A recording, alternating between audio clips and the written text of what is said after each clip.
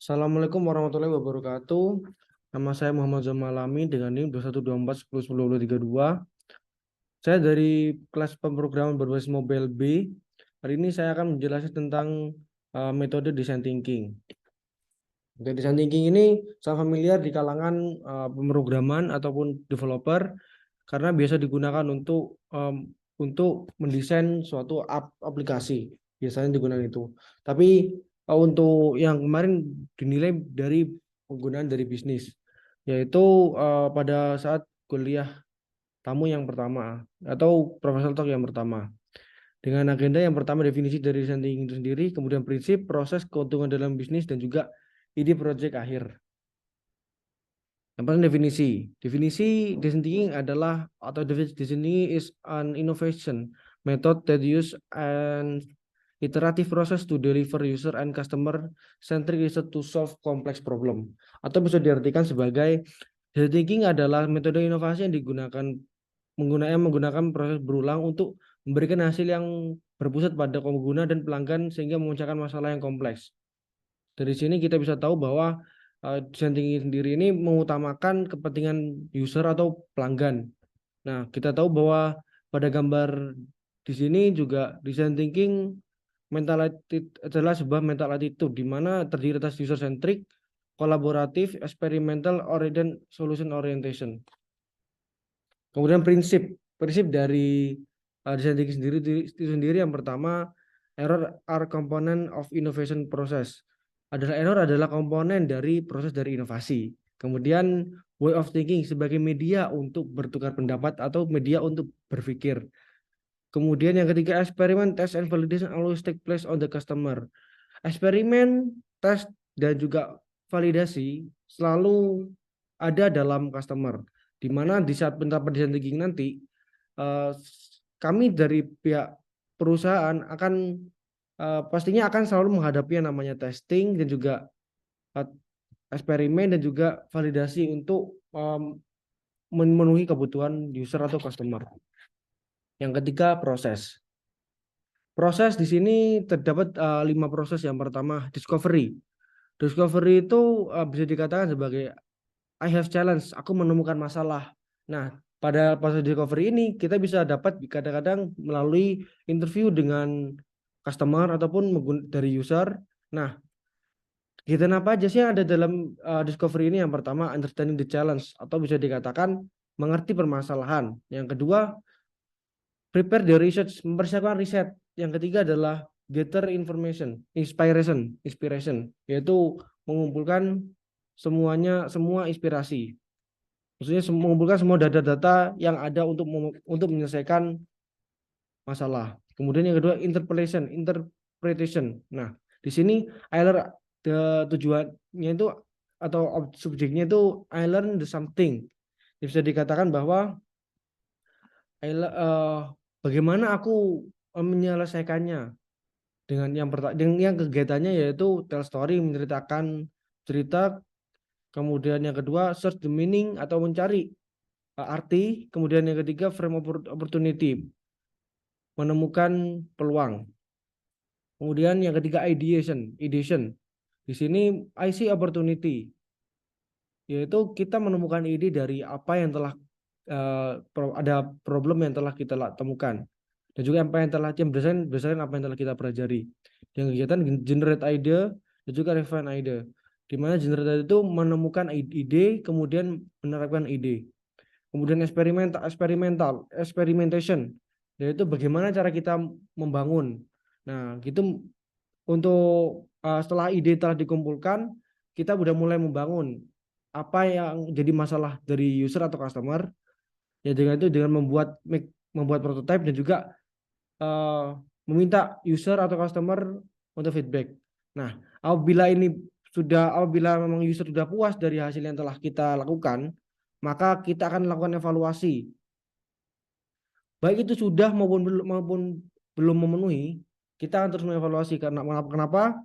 Karena untuk iterate something new, maksudnya untuk mencoba sesuatu yang baru. Hal ini diperkuat dengan perkembangan teknologi yang tentunya sangat pesat. Nah, kalau andaikan memang kita terus stuck di situ aja, kita pasti bakal ketinggalan. Oleh karena itu diperlukan evolusi. Evolusi itu evolution, di mana kita selalu belajar terus supaya tidak ketinggalan. Nah, untuk ini berdasarkan apa yang disampaikan oleh Profesor Andreas, keuntungan dalam bisnis. Yang pertama, customer orientation dan integration. Di sini keuntungan dalam bisnis yaitu kepentingan customer, kita bisa lebih bersatu dengan customer, di mana kita bisa tahu apa keinginan user atau customer dengan lebih detail dan juga lebih baik. Kemudian yang kedua, clear scope through right question atau ruang lingkup yang jelas melalui pertanyaan tepat. Kemudian innovation solution, kemudian terjadilah solusi inovatif. Kemudian divergent thinking, yaitu akan ada perbedaan pendapat yang nantinya bisa membangun kita dalam melakukan proses design thinking yang nantinya akan bisa menjadikan kita memiliki banyak referensi, baik dari pihak user maupun pihak customer. Kemudian eligible result atau hasil yang memenuhi syarat. Dengan beberapa tahap yang telah saya sampaikan tadi, seperti halnya discovery, interpretation, ideation, experimentation, dan evolution, kita bisa dapat memenuhi hasil yang membuat hasil yang memenuhi syarat. Kemudian 5, ID project. Untuk pemrograman berbasis mobil di sini karena persyaratannya itu harus menggunakan Google Maps dan juga kamera. Di sini saya memiliki ide untuk membuat aplikasi bidang agroindustri yang memungkinkan user dapat memantau harga pakan ataupun pupuk berdasarkan lokasi. Selain itu, aplikasi ini juga nantinya akan dilengkapi fitur untuk memfoto lokasi dan juga barang sehingga bisa lebih mudah diidentifikasi. Maksud di sini adalah nanti saya akan membuat aplikasi yang berbasis mobile dan juga berbasis Google Maps yang nantinya akan misal digunakan untuk peternak ataupun petani untuk mencari harga pupuk yang termurah.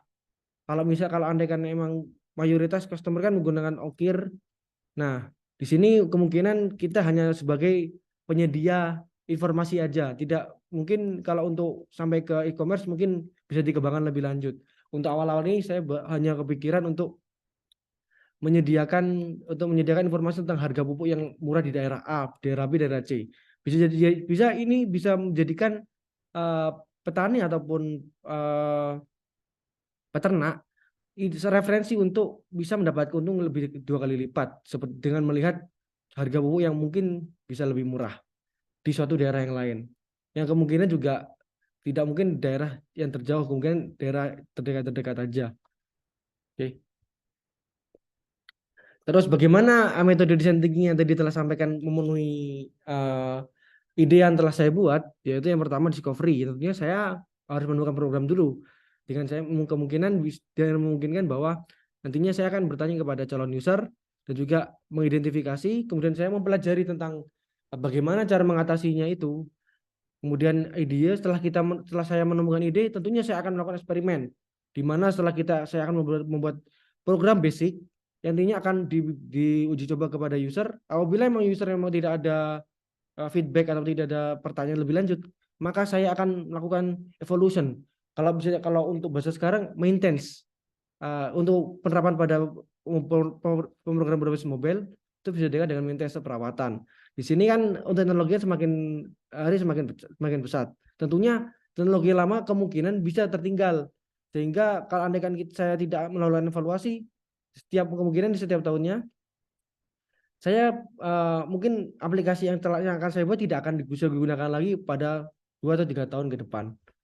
Oleh karena itu diperlukan evaluasi untuk mempertahankan aplikasi yang akan saya buat. Ini dokumentasi dari apa yang telah saya ikuti, seperti hanya ya berfoto dengan Profesor Andreas dan juga ini foto saya dan juga dokumentasi selama Profesor Talk yang pertama. Oke, untuk link presentasi akan ada di sini. Oke, kurang lebihnya itu aja. Kurang lebihnya mohon maaf. Wassalamualaikum warahmatullahi wabarakatuh.